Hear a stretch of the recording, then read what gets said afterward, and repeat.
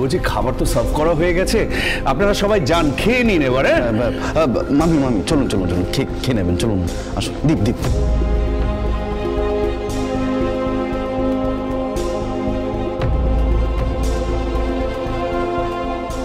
কি হচ্ছে বলো তো বাবা, এখনো আসছে না। বাবাও তো চিন্তা করছেন, উনি তার উপরে উঠতে পারবেন না।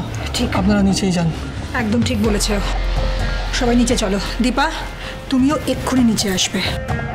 লোক কি ছেলে, চলো।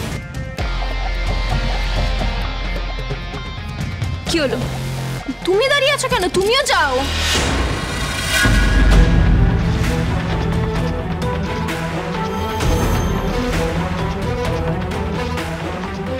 বুঝলি উর্মি, কিছু কিছু মানুষ আছে কারো সুখ সহ্য করতে পারে না, ভালো কাজ দেখলেই ব্যাগরা দেবে।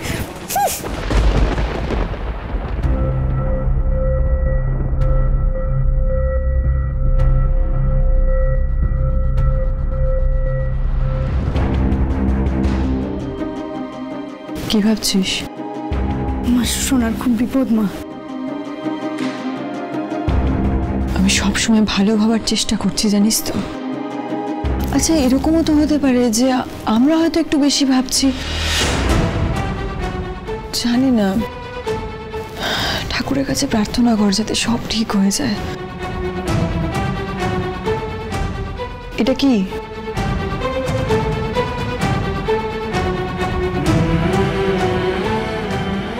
এটা ওই ঘর থেকে পেলি? সোনা ঠিক নেই মা, ও ঠিক সঙ্গে নেই।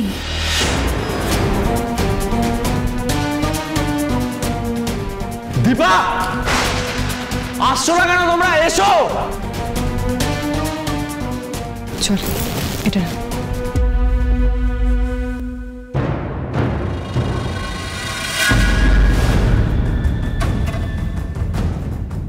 কি বলেছিলাম?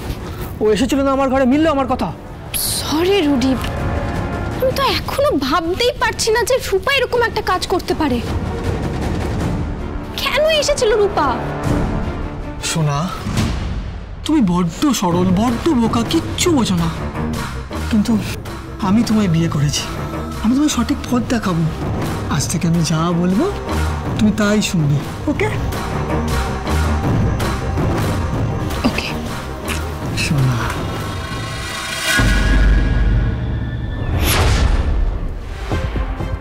রূপা, কি ব্যাপার বলতো তো? একটার পর একটা অপরাধ তোর ক্ষমা করা হচ্ছে, আর তুই তাও সেটাই করে যাচ্ছিস। কেন করছিস? কোথায় গেছিলি তুই? এত মানুষ রয়ে যায়, দীপা তোমাকেও বলি হারিয়ে যাই, তুমি ওকে সাপোর্ট করছো। আর কত নাক খাটাবে আমাদের? প্লিজ এগুলো করো না। কোথায় ছিলি তুই বলতো? কোথায় ছিলি? কোথায় ছিলি বল? কেন গিয়েছিলি ওপরে? আমি তো বিশ্বাসই করতে পারছিলাম না যে রূপা এই কাজটা করতে পারে। আর তাছাড়া রূপার কি কারণে ওপরে যাবে বলো তো? ও তো চুরি করতেই গেছিল, এটা আমি খুব ভালো মতন বুঝতে পেরেছি।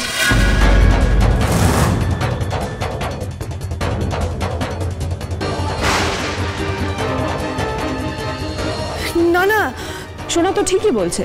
আমরা বাড়ি ভর্তি লোক যখন সবাই নিচে আছি, তুই ওপরে গেলি কেন? রুডির ঘরে বা কি করতে গেছিলি? দিবা, তুমি তো জানতে, তা সত্ত্বেও তুমি বাধা দাওনি। কি চাও তুমি? আমি দেখতে গেছিলাম রুডি কে, ও কেন এভাবে এ বাড়িতে এসেছে। মানে তুই একজনের ঘরে গেলি তার পারমিশন ছাড়া? আচ্ছা, কিছু পেয়েছিস? কি পেয়েছিস তুই?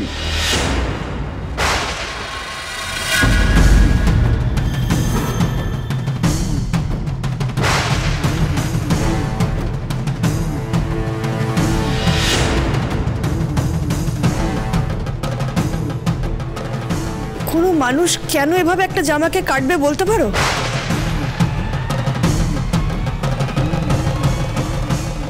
এটা তো আমাদের হাজব্যান্ড ওয়াইফের প্রাইভেট ম্যাটার। ছি ছি ছি, এখানে এত গুরুজন আছে, সবার সামনে আমার যে এত লজ্জা। রূপা, তোমার লজ্জা করে না? আমরা বিয়ের পর কি করি না করি সেটা সবার সামনে বলতে হবে। শোনা, এই শোনা, এটা তোমার কেমন মনে? আমাদের রুমে ঢুকে যাচ্ছে, কি করবো না করবো সেটাও বলে দিচ্ছে। এটা কিন্তু একদম ঠিক হচ্ছে না। শোনা, তুমি ওপরে চলো, তোমার সঙ্গে কথা আছে। চলো এসো। ডাক্তারবাবু আর একটা কথা বলবেন দীপা, আমি আর কিছু শুনতে চাই না, জাস্ট কিচ্ছু শুনতে চাই না।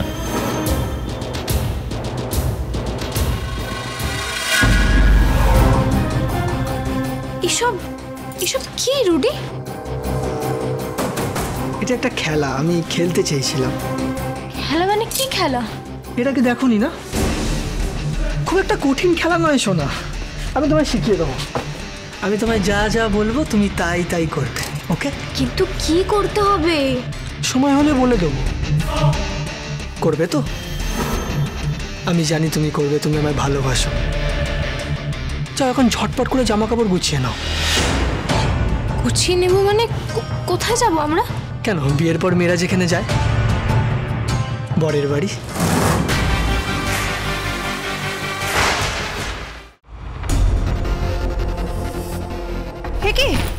কি ব্যাপার, তোমরা এসব নিয়ে কোথায় যাচ্ছ? হ্যাঁ, ব্যাগ ট্রলি এসব নিয়ে যাচ্ছ কোথায়? মনটা এখানেই পড়ে আছে, কিন্তু চলে যেতে বাধ্য হচ্ছি। আসলে এতদিন আপনাদের সঙ্গে ছিলাম, এত আপন হয়ে গেছি, কিন্তু ঘরটা যেন নিজেরই মনে হচ্ছে। কিন্তু এখানে যেভাবে আমাকে নিয়ে প্রশ্ন উঠছে, আমার চলে যাওয়া স্বাভাবিক। কিন্তু রুডি, তুমি বলো এই প্রশ্নগুলো কি স্বাভাবিক নয়? এবং এই প্রশ্নগুলোর একটারও উত্তর তুমি পরিষ্কার করে দাওনি। দেখুন, যতটুকু উত্তর দেওয়া সম্ভব ছিল আমি ততটুকু দিয়ে দিয়েছি, এর থেকে বেশি আমি আর দিতে পারবো না। আমি বুঝতে পারছি আপনাদের অবস্থা, কিন্তু আমি জানি প্রশ্ন উঠবে, উঠুক, এতে আমি কি করতে পারি বলুন? আমার এইভাবে এখানে থাকা সম্ভব না।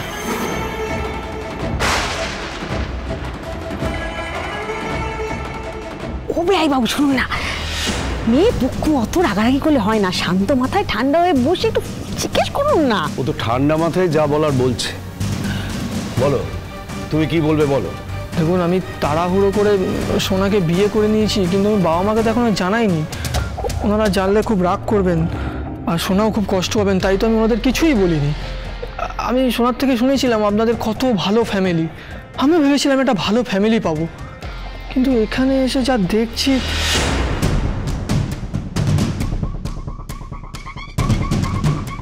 দেখুন, সোনাকে যখন বিয়ে করেছি, সোনার সমস্ত দায়িত্ব তো আমারই, তাই না?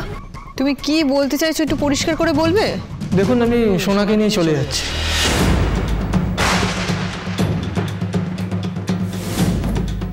ব্যাঙ্গালোরে আমার একটা ফ্ল্যাট আছে, আমি সোনাকে নিয়ে ওখানেই থাকবো। পৌঁছে গিয়ে আপনাদের খবর দিয়ে দেবো, ঠিক আছে? চলো সোনা। না, সোনা এই বাড়ি থেকে কোথাও যাবে না।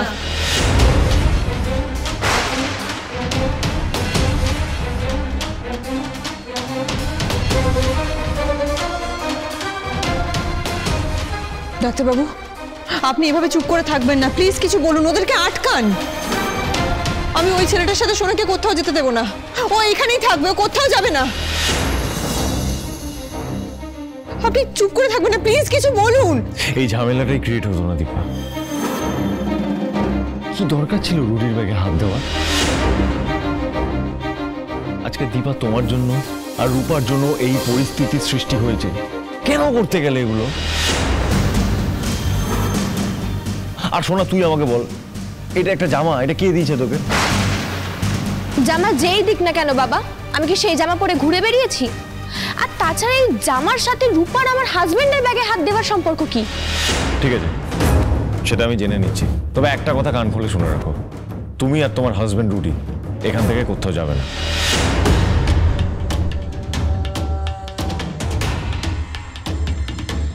স্যার, বিয়ে মানে তো 7 জন্মের বন্ধন। এখন ওর আর আমার পথ তো একটাই, তাই না?